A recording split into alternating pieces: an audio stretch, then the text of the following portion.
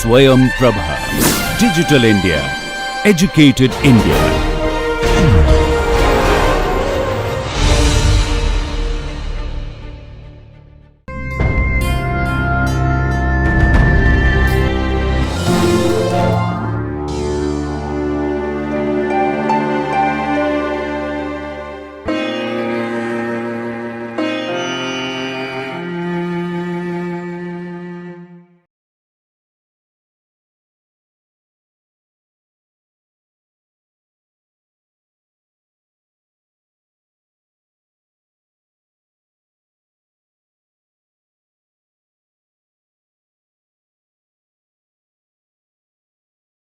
Hello there.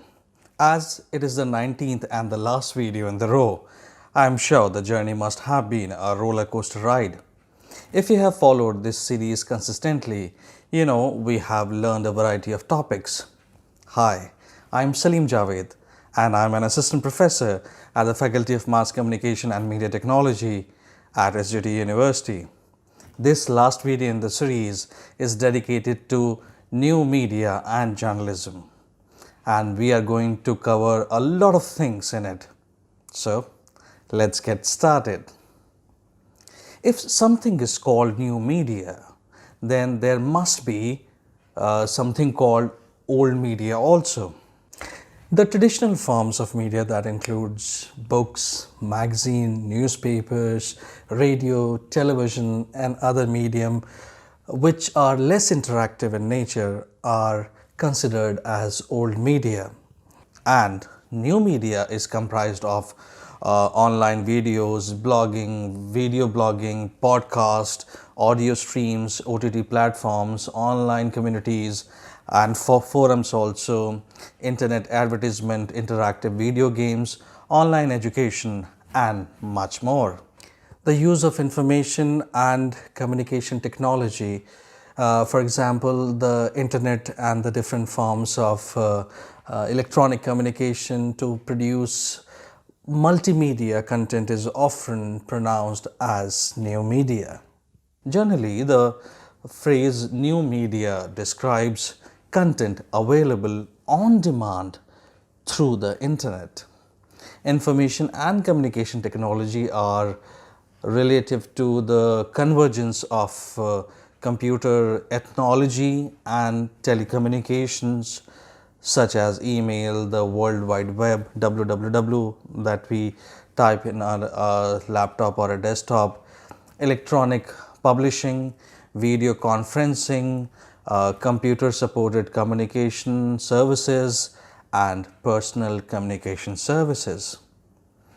Now, concerning the internet, new media includes hypertext literature. We'll be talking about hypertext as we proceed further, web pages and all virtual reality system used for work and leisure. The various forms of digital media that are highly interactive and allows two-way communication and also involve some kind of computing is defined as the new media. Robert Logan, in his book Understanding New Media, describes the new media as the technology which can be processed very easily, which gives freedom to store, transform, retrieve, hyperlink information, and which can be easily searched and accessed. It is not very easy to draw a definite line between new media and old media, because now so-called old media has found new ways of representation in digital forms, leaving behind its conventional methods of representation. New media is considered to be the multimedia and digital media form of communication happening via desktops, laptops, phones, tablets and other devices. New media has introduced user interaction rather than simply consumption of the media. Online communication has plenty of methods through which people can now communicate with each other. The online communication definition today refers to how people as well as computers communicate with each other through a computer network and the internet. Not a surprising factor that people are resorting more to online communication than the traditional form due to many advantages like the flexibility it provides for a person who is able to communicate across the world with someone else. Since online communication is documented, it can be stored for later references. And has been known to be the importance especially related to legal aspects. Now, if we talk about types of online communication, so as far as types of online communication, there can be a wide variety of things like communicating through chat rooms, through instant messaging applications, through electronic mails, through online forums, filling out requisite forms online, posting comments online, through different social media sites or blogs, through social networking or online conferencing. Online conferencing can be both video and audio. So let's understand them one by one. First in the list is email. Now all of us use email. Email or electronic mails. It is the earliest form of online communication, and it is considered to be the sole reason for the decline of the postal service across the world. A method that saves a lot of time and a lot of money. It is still widely used by a multitude of people across the world for personal as well as professional communication. Email work through an online interface and are hosted on the server of different internet service providers. Now let's talk about SMS. Now when I say SMS, it's basically short messaging service. These are short messages with a capping of 160 alphanumeric characters that are transmitted from the sender to the receiver through a telecommunication service provider. Next in the list is chats. Now, this is very popular method of online communication as it allows a user to carry on a discussion with one or multiple people at the same time. The chat servers belong to a chat network through which the transcripts are broadcasted. Now, let's talk about forums. Now, forums are also known as bulletin boards or discussion boards. These are online sessions that have multiple users interact with each other by posting messages on the same chat trail. This is popular for having discussion and debate on any particular topic. Now, next in the list is very popular thing which you and I use. It's called blog. Many of us, must be writing blogs. Blogs are a short form of weblogs and are more or less like personal diaries or online diaries maintained by individuals or organizations which are there online. People who can write about their experience can develop blogs. They can also be considered as online journals for a particular person. The owner of these blogs will post messages periodically, and their followers or subscribers will be allowed to comment on that particular blog. Topic as far as blog is concerned often includes a person's daily life, his or her own views on some specific political incident or a subject important to that person. A blog is a type of website where the content is presented in reverse chronological order, which means that the newer content will appear first. Blog content is often referred to as entries or blog posts. Blogs are typically run by individuals or small group of people to present information in a conversational style. However, now there are tons of corporate blogs that produce a lot of informational and thought leadership style kind of a content. Typical blog posts also have a comment section where users can respond to the article. Blogs evolved from online diaries and journals in the mid and late 90s, which later became weblog, then vblog, and finally the blog only. At that time, internet users were already running personal web pages where they publish regular updates about their personal life, thoughts, and social commentary. In 1999, the popular blogging website blogger.com was launched, which was later acquired by Google in February 2003. The same year, WordPress released its first version as a blogging platform in May 2003. Today, WordPress is the world's most popular blogging platform, powering more than 30% of all websites on the internet. Now, a typical website are static in nature. When I say static, it means where content is organized in pages and they are not updated frequently. Whereas a blog is dynamic and it is usually updated more frequently. Some bloggers publish multiple news articles on a daily basis. Blog can be part of a larger website. Often businesses have a blog section now businesses have blogging section where they regularly create content to inform and educate their customers. Now, after blogging, let's understand video blogging or vlog. It is also called vlog. Now, like any other form of blogging, video blogging or vlog is done with the help of video. You either self-host your video or use free services like YouTube or Vimeo and some more to host your videos. Like a normal blog, your video will be visible to the public and they can rate it, they can comment it and can share your video simultaneously.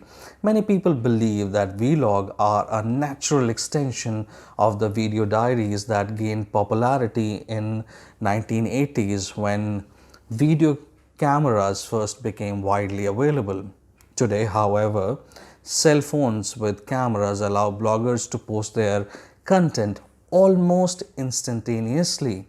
This makes video blogging a popular choice for people who want to cover topic related to current events. So it becomes very instant, like you just capture it and then you post it. Now, what are the advantages of video blogging? There are many advantages of video blogging. It depending upon your strategy. You can host video on free video hosting sites like YouTube. YouTube has got some limitation. When you explore it further, then you understand that YouTube has got some limitation. Vimeo, Metacaf, and many more or better host content on your site and allow users to embed videos on their site, which will give you more exposure to your brand and videos. With more and more blogs being published daily, bloggers prefer making channels on video sharing websites like YouTube to get more exposure. People enjoy watching videos rather than reading content. Also, video have more visual effects than text content along with the images. So that's a pity, but that's true. Now, videos are more likely to go viral than text content. Video blogs are more interactive and more descriptive. Video blogs are best for tutorial blogs also, as this is happening. It's not a blog, but it's that sort of a thing. The advancement in video technology, live blogging has been made easy. Now people can live blog the event. This is well known as live streaming. It is also called live streaming. Now bloggers and journalists can use this technique to quickly blog about breaking news. This does not take much time as compared to text blogging that it needs. Now, After video blogging, let's understand podcast. Now, podcasts are essentially radio shows delivered on demand through internet as opposed to the airwaves. Users download the episode they want to hear and play them back on their computer, MP3 player, and mobile devices. Podcasts range in style, content, length, format, you know, in just about every way that you can imagine. Some are just a single host and a few minutes long, while others are done in an interview format and can last for 1 hour, 40 minutes, or 2 hours, and maybe more. The podcast format allows us to listen to long form content from industrial professionals and personalities you would not hear anywhere else. Quite often, it creates loyalty between the listener and the host or hosts because you spend so much time with them. It's unique, it's useful, and it's downright fun. Now, podcasts are becoming more mainstream, but listening to a podcast is not as easy as tuning in to your favorite FM station at this point of time. Many of your favorite website which has got podcast option are trying to make it as easy as possible to listen to their podcast by putting the link of the episode on their front page or dedicatedly navigating tab. Here is what you need to do to get started. If you want to start your podcast, this is what you need to do.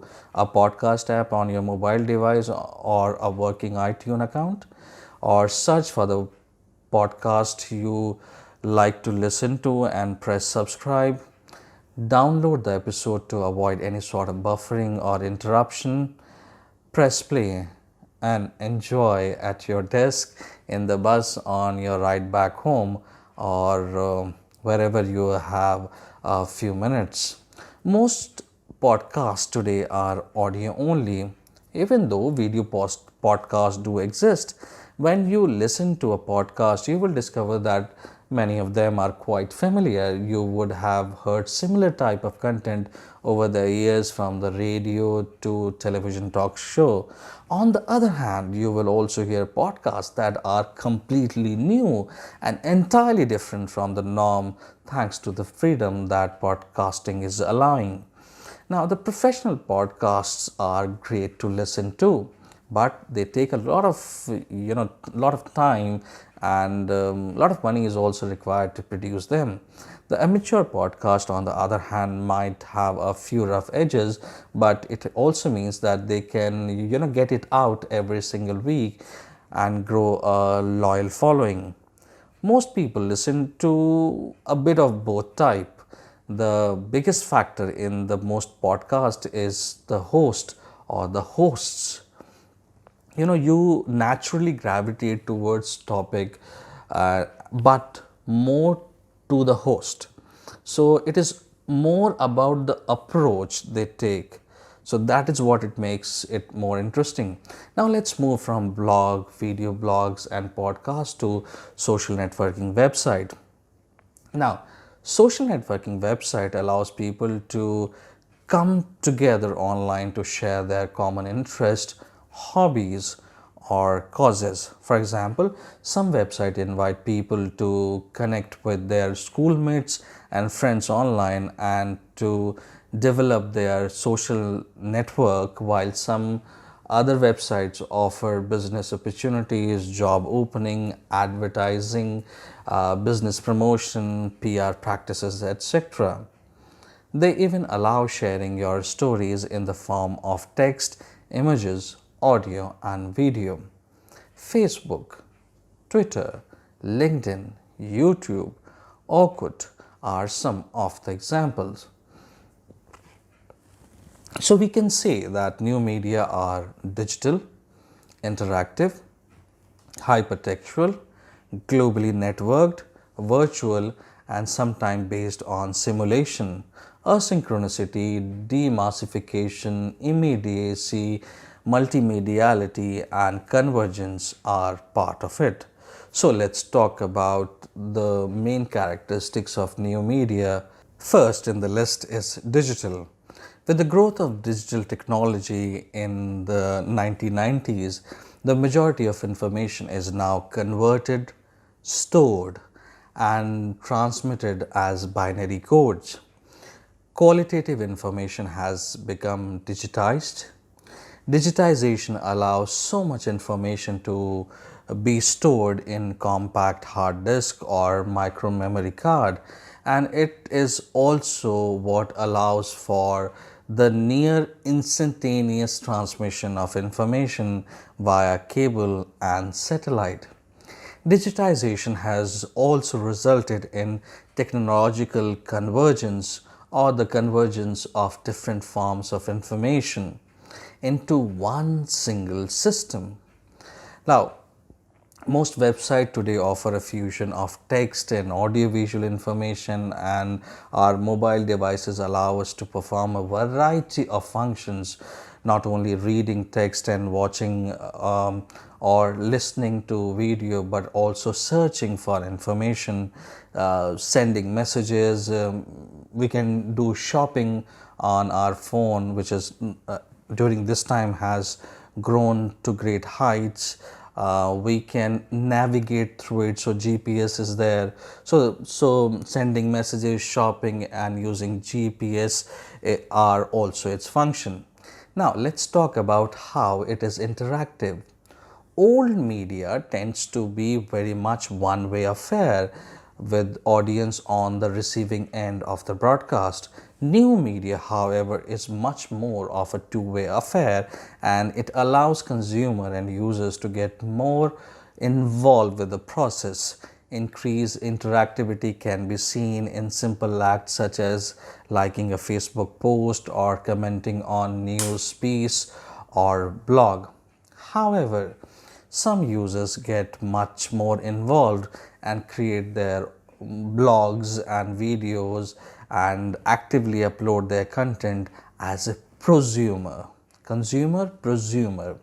So we can say that interactivity is the ability of the user to alter the media he or she comes in contact with. Interactivity has 5 different dimensions. They are playfulness, choice, correctedness, information collection, and reciprocal communication. Most importantly, interactivity on a website can also come in the form of interaction between the communicator and his audience by the use of comments. Interactivity is the key to new media. Hence, we can say that compared to other media forms, new media has more evolved feedback system in place. Besides feedback, 2 other things make new media very special.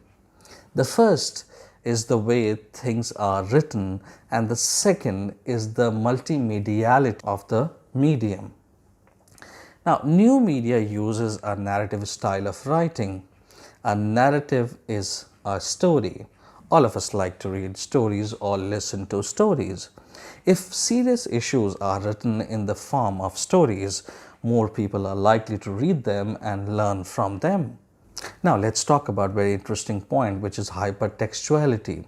Most of the time what we see on the new media is in the form of hypertext, which means the text which is underlined and highlighted. It is a hyperlink. On clicking this hyperlink, you will navigate to another web page which carries information in detail related to that particular text you have clicked. Thus, hypertext or links are a common feature for navigating the different sources of information available on that particular page. In more technical terms, links in websites offer non-sequential connections between all kinds of data facilitated by the computer.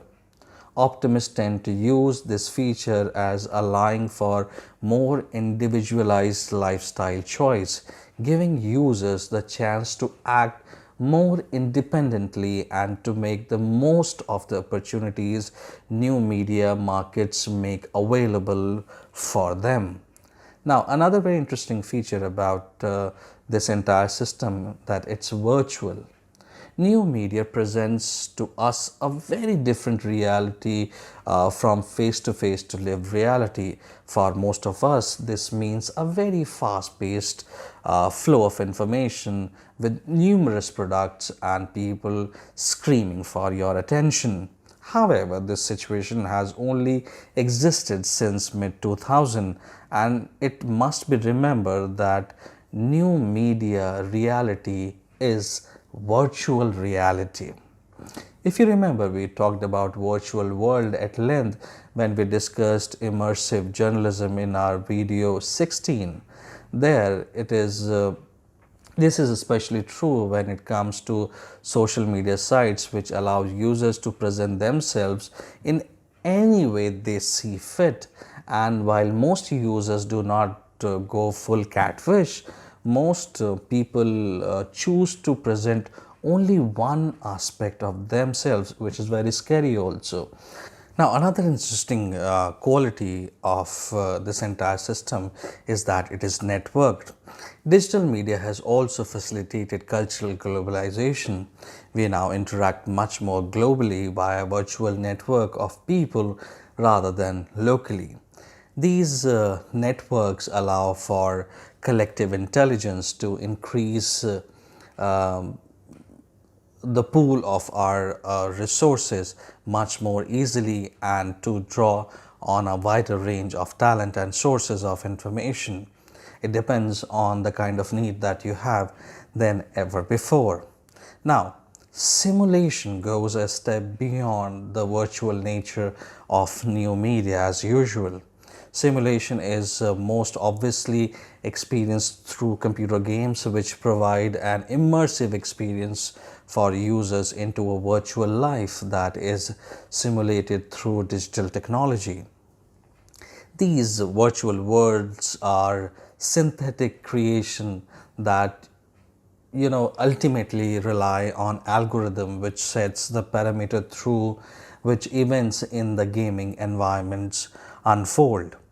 Examples can include not only online RPG games but also driving and fighting simulations. Other major characteristics of new media are asynchronicity, demassification, immediacy, multimediality, and the convergence. Let's understand each of it one by one. What do I mean by asynchronicity?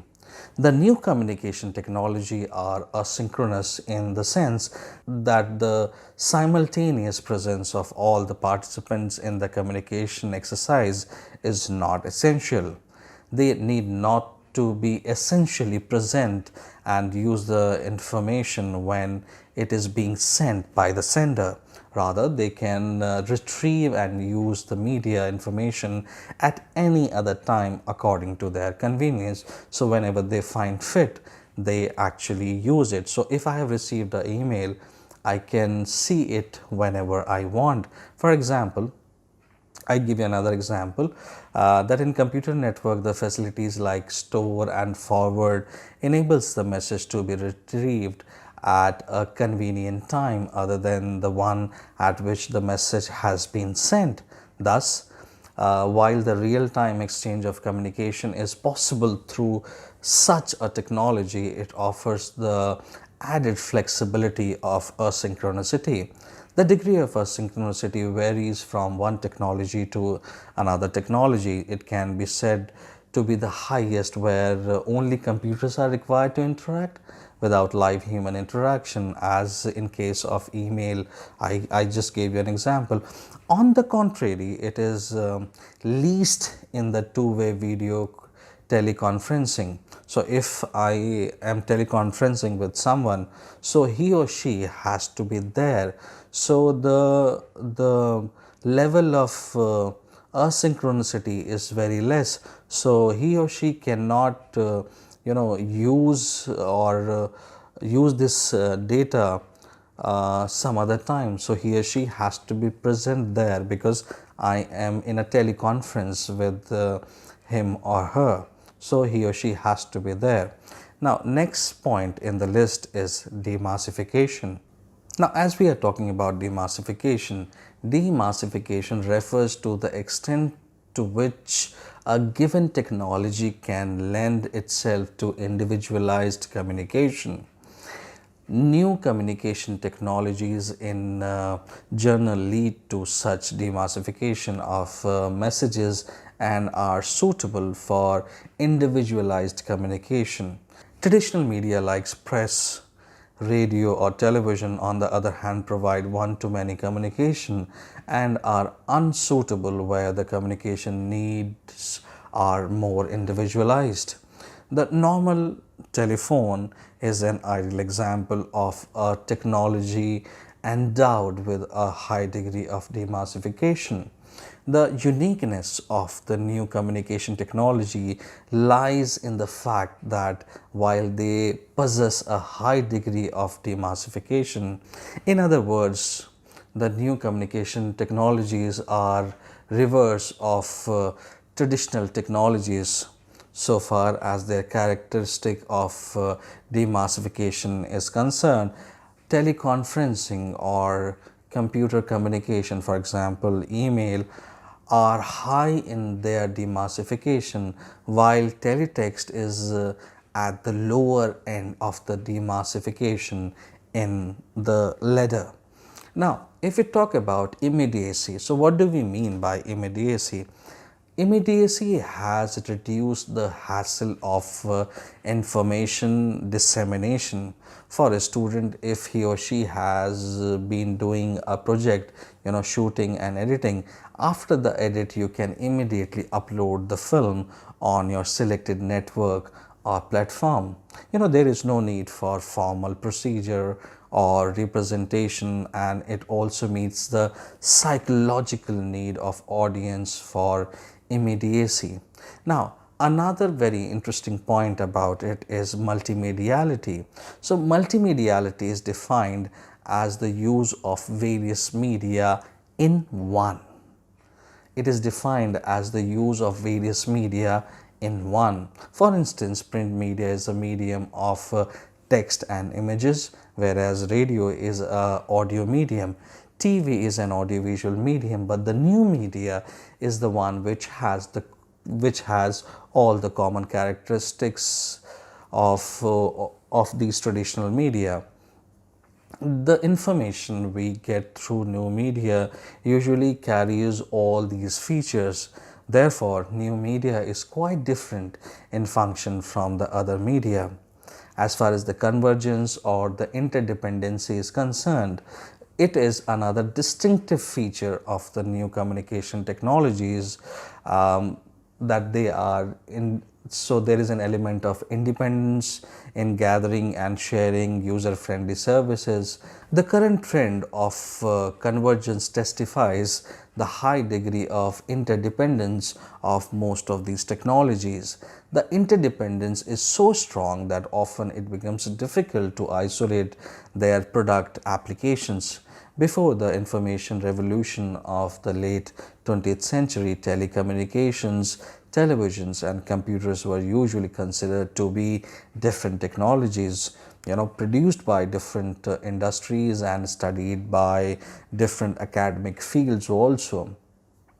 So when we talk about convergence, we refer to the growing interdependency among these technologies and indeed among all communication media. The term has come to be associated not only with technology but also with individual and institutional structures, as well as social and cultural norms that shape and are shaped by converging media. Now, let's talk about technology in new media. Since the inception of the new media technology, the traditional form of mass media, which are often pronounced as the old media, which includes television and radio, print and movies, were a part of our life in a limited sense, many of which many of which were confined to limited places like our homes. Similarly, for watching a film, one used to visit a nearby theater. If you remember, we used to go to cinema halls. But the development of new technologies like VCR and DVD players gave us the freedom to enjoy our favorite films at our homes. Now we were no more going to cinema halls. Yes, we go to cinema halls, but while commuting from home to our workplace, books and the newspaper were the only portable media which were enjoyed while traveling, whereas the new media technology gave it more of a personal and social touch, which simultaneously has created a paradox also. As we are talking about the evolution of new media, let's discuss how personal media and social media fit under the umbrella of new media. Now, when we talk about personal media, as the name suggests, it gives the user a freedom to access the media content as per their convenience and choice. Not only this, they can produce the content also, share it with others, link it to other contents, comment on it in public or in private. Therefore, we can create a personal media environment. To understand this better, we should analyze the personal media devices, its messages, and how it facilitates its social network. In the early 80s, the devices such as video cassette recorders or video cassette which you are seeing in the background, video cameras, Walkman, cellular phone and personal computers entered into the scene. It was the real birth of personal media devices, but these media devices could not speak to each other. I mean, we were not able to connect it with each other, or rather they could not be connected with each other to form a network. But later, with the invention of new technologies, with new developments, they were allowed to network and form social media. It provided people an opportunity to produce their personal media content and also a control over media message simultaneously.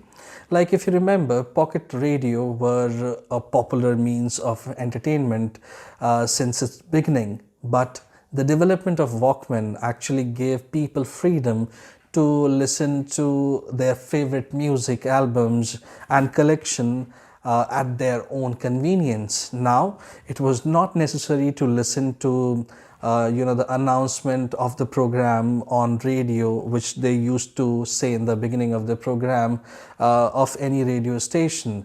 Now people were free to record radio programs and songs from other cassettes and other sources. Besides this, the VCR also became a popular household device that brought cinema to our living rooms. Now people could watch their favorite films anytime without being dependent on television channels or going to theater for watching films. But this era of personal devices could not last long. Soon the emergence of digital revolution forced these analogous devices to become obsolete. Now all the media products such as anything dealing with images, anything dealing with audio visual and music and other things also, all these things turned digital, and the personal media devices which were once so popular became useless. The new digital platforms and the latest technologies allowed people to produce internet-friendly content. Social media. Before the development of new media, the traditional form of mass media were considered as the unifying force. Till the late 90s, all the major events were facilitated through media, through this traditional media. It was one-way communication channel with the concept of one-to-many communication. So it was one-way communication channel with the concept of one-to-many communication. Through this, a large number of events were communicated to a diversified audience with the help of these traditional and old forms of mass media instruments only. The new media, being the most interactive of all, connects people with the other media platforms, and through its instant feedback mechanism allows people to connect back to the media also. Now, this is the force behind. This is the internet. This is the internet which can connect with all compatible devices such as smartphone, laptop, PCs, digital camera, and all the new devices that we have now. The network of these devices, which were standalone technologies earlier, constitutes the social media today. Social networking sites are the most powerful constituent of the World Wide Web. It is a platform where the user can create their profiles, communicate within their virtual communities and outside it also. Obviously, there is no restriction that you only have to deal within the virtual community. You can deal with the communities which are outside also. Create its own network of like-minded individuals. You can share any information, upload any media product. It can be audio also, it can be audio visual also, it can be only photographs. Comment on private and public domain. These websites are in existence for a long time. One of the most popular social networking site is Facebook. All of us know this, with more than billions of active users across the globe. The initial networking sites like MySpace, many of you maybe do not know about it. So this initial networking site like MySpace laid the foundation for such platforms on the web. Unlike Facebook, LinkedIn is a network where people from similar profession can connect, with the facility to publish information, create public profiles, liberty to update status and profile or anything, allows individuals and organization to construct their narrative and follow others. Many people do not like to use the term social media at the end of the day because it implies that as if it is designed to promote social behavior, when usually it is designed to promote dismal attention we are giving it to grab our attention. Because there is so much of competition, the design has to appeal to lower part of us, the non-rational automatic impulsive part of us. That's why we get things like clickbaits, sensationalism, things that appeal to outrage the whole industry of an entire industry of consultants, psychologists. They are helping designers to punch the right button in our brain so that we can keep coming back to and stay hooked on their products. At the end of the day, these platforms are advertising systems and not social platforms. This is what some people believe. Well, everyone has got a right to hold his or her opinion. Now let's talk about new media as the aesthetics that accompany the early stage of every new modern media and communication technology. Now, instead of looking at how digital computers function as a media creation, media distribution and telecommunication devices, the focus can be on aesthetical techniques that accompany every new media and telecommunication technology. It is not that earlier the algorithms were not executed. They were executed either manually or by using other technologies. The only difference is that the new media does it at a faster speed. Digital computing can be thought of as a way of massive speed of manual technique that already existed. Modern video games use an algorithm for an linear perspective that originated during the Renaissance in Italy. It In a first person shooter video game, digital computers animate views and recalculate views of all objects in the frame many times per second. The modern digital computer can be thought of as a faster calculator. The ciphercation of new media is revolutionary, the original and futuristic. It is like metamedia. The second decade of the last century, especially the period 1915 to 1928, was more fruitful to new media than any other time in the history of mankind. Artists in this period invented a new set of visual and spatial language and communication techniques still in use. Some would call it avant-garde, new avant-garde, something where the issue is no longer of what we know or see or prompting newer facet of the known world, but it advances on the already available media and linking the new stream with the past reservoir and making the new media as post media or metamedia. We live in an age of rapid technological changing society. Every day we are flooded with information from everywhere. The internet makes sure that we are not left behind in terms of information on any front. In the process of news gathering and writing, the advent of computers along with the phenomena of the internet has introduced the concept of new media. Unlike the print media, the new media does not rely merely on written words for communication.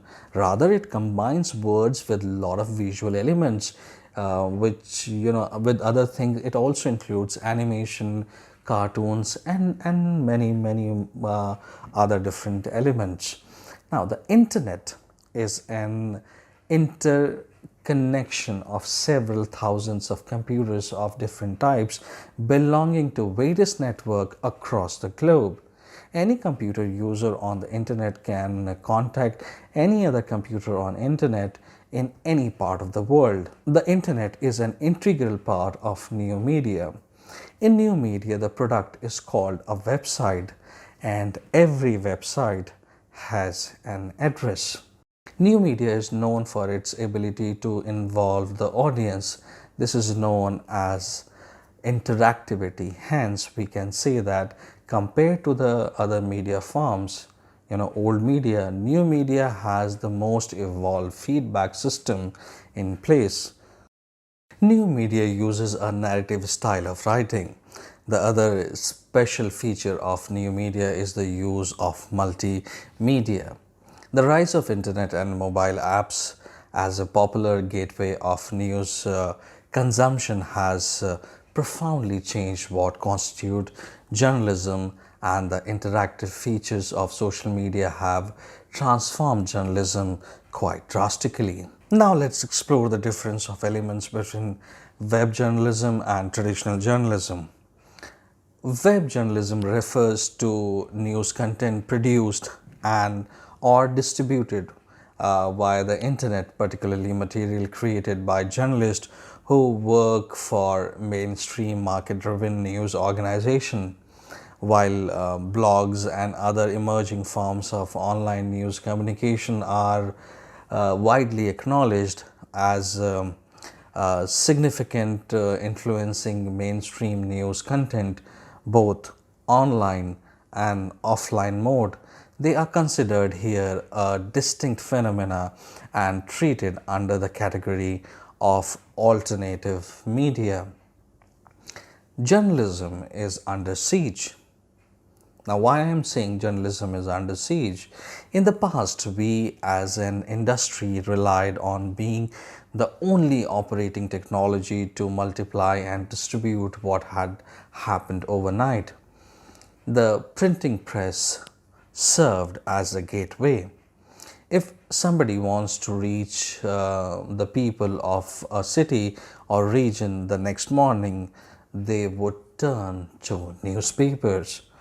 So when we say web journalism, it means, it means that when we are saying web journalism, it means that it's a mixture of old and new.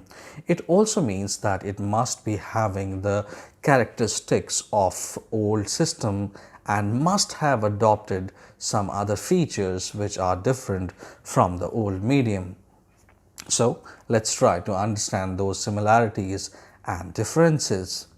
Now, both journalism and web journalism use credible source and written words to convey the information, but some words in web journalism can be used as hyperlinks in web journalism, and narrative style of writing also makes it slightly different.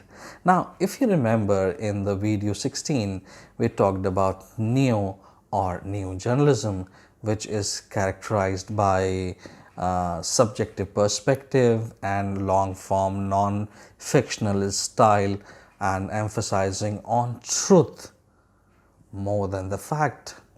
It is a kind of a style which is more, this is an allegation also, that it is a kind of a style which is more suited for magazine than newspaper. And the biggest criticism of this style was that it functions more as a sociological or psychological manner than a journalistic manner.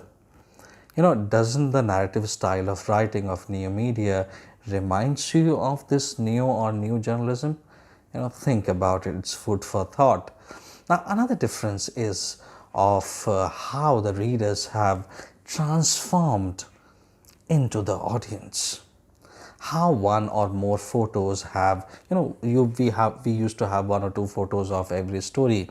Now, how these one or two photos have given way to slideshows, or we can say the photo galleries, how it has, transcends the boundaries of medium. The message is getting blunt, maybe more direct. There is no problem of, delayed feedback. Newer innovations are helping to reduce what Shannon and Weaver called the noise, which is basically reducing information by increasing uncertainty. So with the advent of newer technologies, we may not have noise, or we have controlled it to a great extent, but there is an increase in barriers in the name of redundancy. In new media or web journalism, we have pop-ups, online advertisements, or notification from the website, which actually sours the smooth experience it claims to provide. When someone says that there is no feature of gatekeeping in web journalism, I personally will not completely agree with them, though it is a matter of great concern. Those people who put this kind of an allegation, these people are, unknowingly not differentiating between web journalism and other social media platforms where you are free to write and upload as per your wish. What remains is vital, the core value of journalism, to filter, to edit, to check, to pack, to analyze and comment. Fundamentals of verification that have existed for centuries and should not become obsolete. If journalists stick to these rules and editors provide them with appropriate tools, guidance and education, there will be a place for good journalism even in digital age also. With the blossoming of electronic communication tools and platforms, news organizations have discovered a plethora of new opportunities in information delivery, as well as the challenges of interweaving data privacy and security with innovation. Journalism originated as the reportage of current events, specifically in print form, for example, newspaper or later magazine.